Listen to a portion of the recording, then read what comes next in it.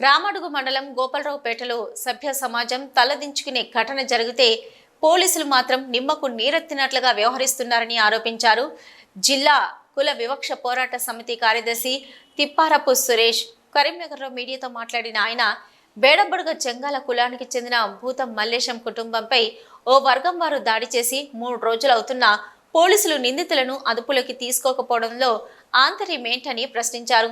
బాధితుడు మొత్తం 12 మందిపై ఫిర్యాదు చేస్తే కేవలం 3 మాత్రమే అదుపులోకి తీసుకొని రిమాండ్ చేసిన పోలీసులు మిగతా వారిని ఎందుకు అదుపులోకి తీసుకోవడం లేదో చెప్పాలని డిమాండ్ చేశారు.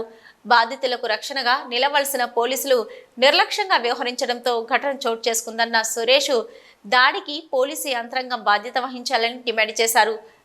దాడి ఘటనపై ఏసీపీ చొరవ చూపే వరకు పోలీసులు ఎఫ్ఐఆర్ కూడా నమోదు చేయలేదని ఆవేదన వ్యక్తం చేశారు.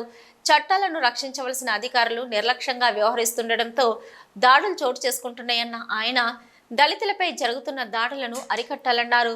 గోపాలరావుపేటలో జరిగిన ఘటన పట్ల కేంద్ర మంత్రి బండి కరీంనగర్ సిపి ప్రత్యేక చొరవను చూపి నిందితులపై చట్టపరమైన చర్యలు తీసుకోవాలని కోరారు.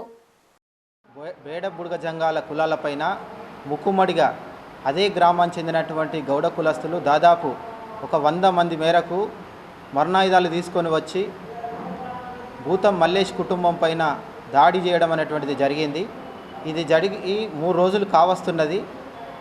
ఇందులో కేవలం 12 మందిని నిందితులుగా ఫిర్యాదుదారుడు పోలీస్ స్టేషన్లో కేసు నమోదు చేయాలని చెప్పి పేర్కొన్నప్పటికీ అందులో కేవలం 3 మాత్రమే రిమాండ్ నిన్న సాయంత్రం చేసినటువంటిగా సమాచారం ఉంది. మిగతా వాళ్ళను కూడా తక్షణమే రిమాండ్ చేయాలని చెప్పి కుల వివక్ష వ్యతిరేక పోరాట సంఘంగా మేము డిమాండ్ చేస్తున్నాం.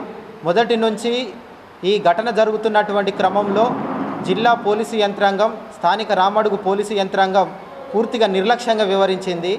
బాధితులకు న్యాయం చేయాల్సినటువంటి పోలీసులు ఘటన జరుగుతున్నటువంటి క్రమంలో బాధితులకు రక్షణ నిలవాల్సినటువంటి పోలీసులు అలసత్వం ప్రదర్శించడం వల్ల దాడిలో బాధితులకు ఎక్కువగా గాయాలనేటువంటిది జరిగింది.